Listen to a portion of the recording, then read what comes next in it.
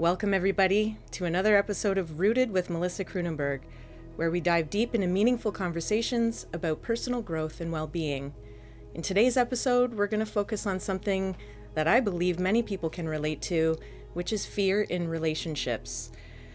Sharing this time with me today is someone that I am so happy to have on the podcast. She's one of my longtime friends and a wonderful couple and family therapist, Staci Watts.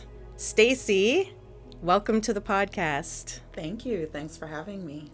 I'm so thrilled to have you here and to be doing this with me. And I am just grateful to you to come here to share some of your insights. Of course, anytime.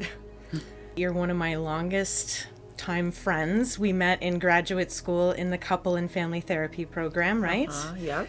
Where we got our masters essentially in couple and family therapy. Mm-hmm. And at the time, I mean, we had some great times, great memories. We spent a lot of time together and, you know, we were young and staring down. Were, right. Sorry, we are young.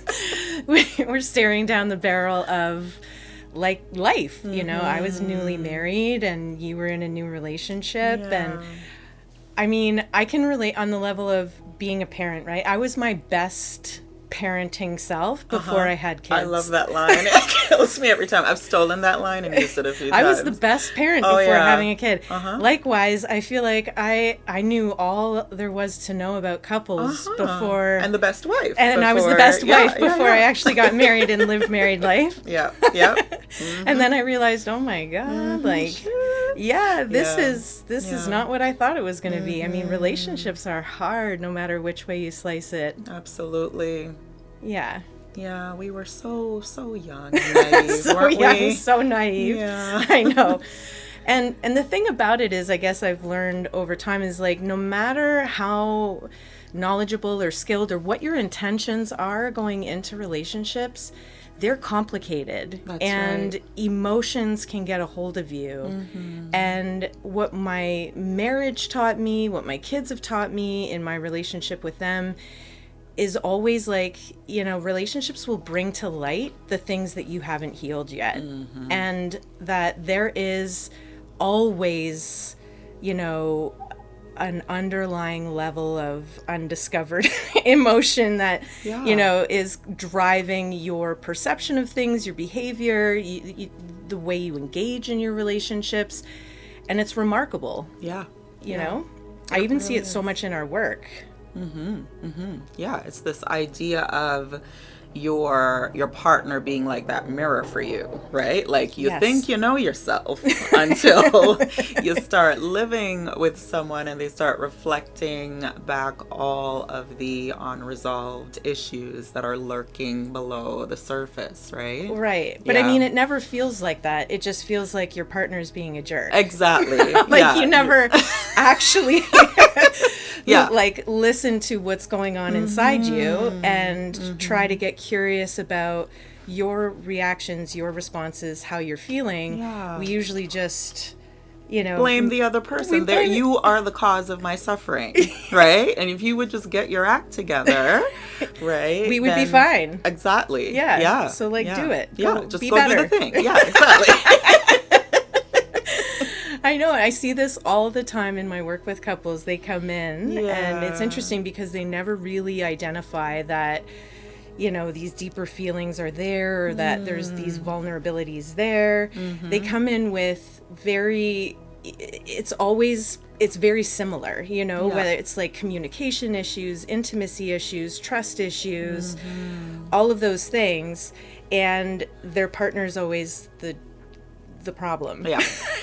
And like 50% of the work is trying to convince them that neither one of you is the problem. Actually, we just, you know, can we slow down and get curious with each other? Exactly. Right. Yeah. It's like we are going to come to you and you're going to be the referee and the arbiter. Yes. And tell us who's right or wrong. Exactly. Who's right or wrong. And then please put my partner in their place. Exactly. And then it's going to be like, I told you so. I've been telling you this all along. Right. And this nice lady is going to tell you what's what. Yeah. And ironically, it's like this is what keeps people from coming to therapy in the first place, is this idea that they're going to come in with whatever they're struggling with and that either we're going to judge them and put them in their place or shame them for what they're doing or not doing. Right. Or that they're going to discover something insurmountable about their relationship, or that it means that they must be in deep trouble if they're coming in to talk to a professional. Yeah.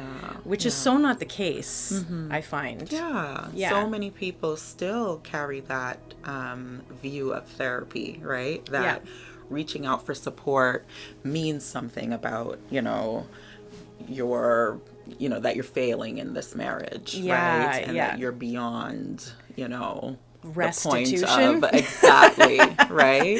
Or but, healing, like you and I both know that it's not that, right? And that, before things get to a crisis point is the best time to come to therapy, right? Because we don't want to come to therapy and just use it to out fires, right? We want to engage in therapy when you still like each other, right? That and you still have those fond memories of one another. That's a good time to reach out when you recognize something's not quite working here, right?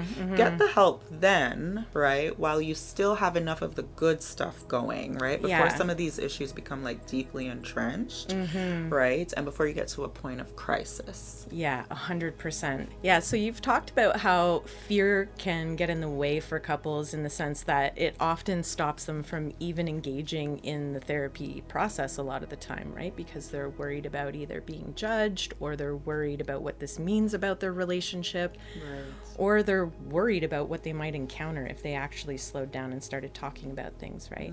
But there's other ways that fear undermines a relationship too that we eventually get to when we're talking with couples, right? Like the initial distress that they come in with is not usually defined as fear, but as we move forward with couples, that's kind of where we end up. Would you agree? Yeah, I would, agree that, after doing some further exploration and digging, we might find that, there's fear lurking beneath the surface for one or both partners.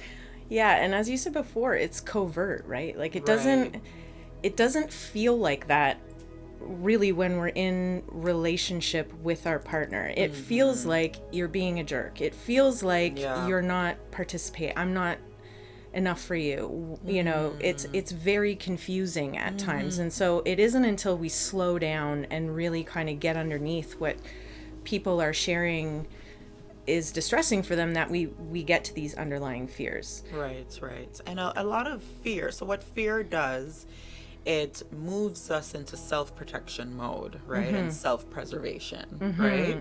So a lot of the ways that we're reacting to our partners is really about protecting something very vulnerable and precious, right?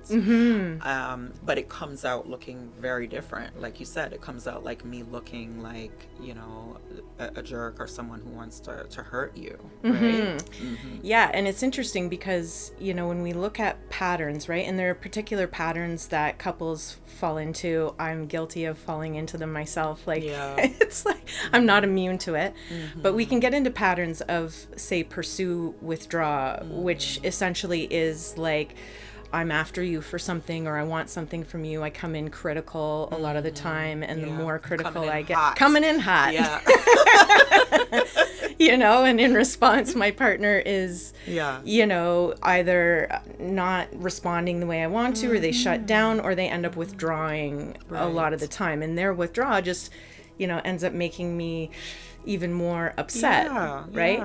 But when I'm in that pursue place, or I, as I explore with couples, what I'm putting out there is anger and frustration. And that's what they're seeing on my face, right? Or what their partners are seeing on their other partner's face. When underneath, there's something so much more vulnerable there that we even don't recognize ourselves. Like it's so automatic and so visceral. It's, there's so many underlying questions that we're, seeking to have answered when we are, approaching our partners with that level of intensity, right? Like, are you there for me? Can you see me? Do you hear me? Right? Will you stay here? Can I count on you? Right? And it feels very urgent and desperate to you, right? In your body. And so to get any feedback that that's not the case is gonna, sometimes make things, worse, right? It's gonna escalate you, right, and exacerbate the issue. Yeah, and it becomes a vicious cycle that you're caught in, right? Because here I am, I'm upset. What you're seeing is anger or disappointment on my face, when really underneath I'm really scared that maybe I'm not enough for you, or that you're leaving me, or that I'm not valuable to you. And then for them to not respond to what's actually bothering me, or to get defensive, or to pull away from me, makes me that much more upset, because the feedback I'm getting is I really am not that important to you. I'm not valuable to you, which keeps us caught in this cycle over and over and over again. Totally. And I mean, couples come in all the time saying we keep having the same fight. This is how you know. Yeah. This is how you know that you're caught in a cycle, because you feel like you keep having the same fight over and over and over again. Oh yeah. And I say to couples, like, here's the good news. There aren't 7,000 issues that you actually have together. Yeah. There's one. And if we can get underneath it, the rest will settle. Exactly. Which is usually manifests in all these other ways. Yeah. That feel familiar, but you can't quite put your finger on, or can't quite get out of, right? Yeah. And so much of the time is about, like, letting go of this idea that, he's to blame, she's to blame, she's to blame, she's to blame, whoever is to blame. Yeah. And instead the cycle is to blame. This pattern that we're caught in, this way of relating to each other, is the thing keeping us stuck. And if we can slow down and each become accountable for that, and step outside of those pieces, we can really transform things in a beautiful way. Yeah. Yeah, and it's no fault of your own that you can't do that, right? Yes. Because that's just not how we relate to each other, which is why you reach out to a couples therapist, right? Well, help you. We're not taught. Right? I mean, like, so much of how we relate to others is based on earlier interactions with caregivers. Exactly. It also depends on how self-aware you are, and how much work you've done to be able to connect with your own emotional experience, be with that, name it, articulate it, ask for what you need. Like, these are skills that many of the couples that come into my office they haven't been taught, or they haven't learned, right? And so it's complex, but just so beautiful when a couple can come in and we get underneath that, and they start speaking from that place of vulnerability. They start sharing their fears. It's just so incredibly transformative. Absolutely. So we've identified that, fear is usually underneath a lot of the common arguments that people find themselves in. So when folks come into the office and we're helping them to identify that, what are the questions you're usually having them reflect on? Like, how can people maybe come to understand these things for themselves? So one of the first steps that I take with couples is helping them to, really map out their interactions, right? Yeah. So I'll tell them to share a recent argument that they had, for instance, right? So what happened? How did it start, right? Okay, when that happened, what did you do, say, think, feel, right? And we get very clear, specific, and explicit about what's happening, right? Because so much of this happens so quickly, right? And we're in autopilot that people aren't thinking about that in that level of detail, right? And then when your partner, reacts in that way, then on the flip side, what do you think, feel, see, and how do you respond to that? Right? And it really is like a slowing down process. Exactly. So because and folks are often really surprised to come to learn that there's a lot more underneath this interaction than what they thought. And so, like, for example, when I've been in session before with a couple, pulling things apart, there's this couple that came in, and, the complaint was, on her end that, he doesn't listen to her, and, she's always trying to sort of, like, help him out and, like, do these things, but he doesn't really listen to her, and on his end he was feeling really controlled, and it was like, okay, what's kind of happening here? Right. And when we unpacked, like, her urge to want to manage things on his side, there was a real fear that she couldn't trust him to make good decisions. She didn't trust that he really had her back. And that wasn't even about him in the end. Like when we explored that further, that was because the people in her life had really let her down, and she really hadn't been able to count on people throughout her life, right? And so in discovering that fear like I can't trust that you're gonna come through, that you're gonna make the good choice, you know, she was managing that with trying to control what she could, right? And on the receiving end, he wasn't hearing the fear there. He was feeling engulfed or swallowed up in her. He was feeling judged and criticized. Criticized, to, right? Like, protect himself, right? And defend himself. Right, exactly. Right. I mean, in her defense too, like he couldn't articulate that that's how he was feeling. Yeah. He just, you know, would shut down and whatnot, which gave her the experience of thinking like, I really can't count on this guy because he's just shutting down on me. You're perpetuating the very fear. Exactly, right? You perpetuate the very fear. Yeah. So when we got down to those, you know, at the bottom of it, of what was happening, they were able to have such a different conversation with each other. Yeah. You know, when she was able to share her fear with him, his whole demeanor changed. His whole experience of the relationship shifted, and it was incredible. And, you know, and from that point on, you know, they experienced each other very different. Yeah. That is such a common conversation, right? Or common dynamic that we see, right? Where on the surface you have someone over functioning and someone, you know, what we say under functioning, right? So doing it all, and the other person's just there strung along for the ride. Or so it seems. Right, or so it seems, right? And wow, what a different conversation you can have when you unpack that in that level of detail with a couple. Yeah. And it is happening really fast. So people are often really unaware of the meaning they're making of things. They're unaware of the beliefs that they're holding that are upholding the feelings or the behavior. They're even unaware of how they're actually feeling, right? They're caught in a moment that, you know, is usually reactive or protective, like you said, when underneath that there's more vulnerable feelings that even they're not aware of. So of course, how can they articulate that to their partner? But it just causes further confusion and ends up reinforcing the cycle. Exactly.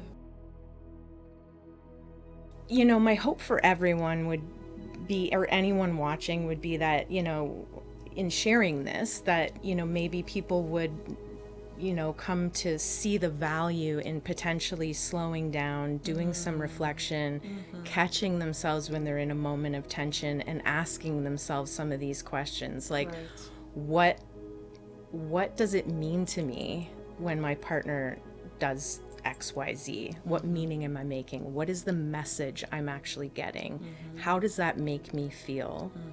And what does this feeling need? And to be able to offer that to your partner, because it's a very different thing when you say to your partner, you never do this, versus, you know, I felt really hurt when you said that thing, and I need to know that you see me in a particular way, or that I can rely on you, or, you know, that I can depend on you. That's a different, like, your partner is going to receive that so much differently than if you just come in hot, as you said, with the criticism, right?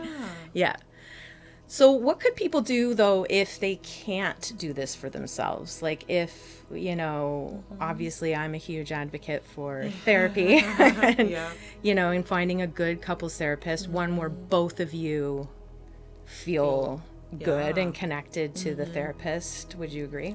Yeah, I would say, you know, don't be afraid to reach out to, you know, a couples therapist, right? Someone who is trained in like EFT, or, you know, the Gottman method, for instance, right? Who can really help you unpack that with some evidence-based approaches, right? Because couples therapy is a bit of a specialty, in that you want to make sure that your therapist has not just experience with couples, but but education in understanding couple dynamics in some way, shape, or form, Right. and the unique issues that couples come up against and how to navigate that with them. Exactly. Yeah. Yeah, there are also, different resources, so like books that people can purchase and read together to do some of that work, right? Like Hold Me Tight is a really good one by Sue Johnson. It guides you through much of what we're talking about today, right? And also Attached is another good Attached is a book. great one. Yeah.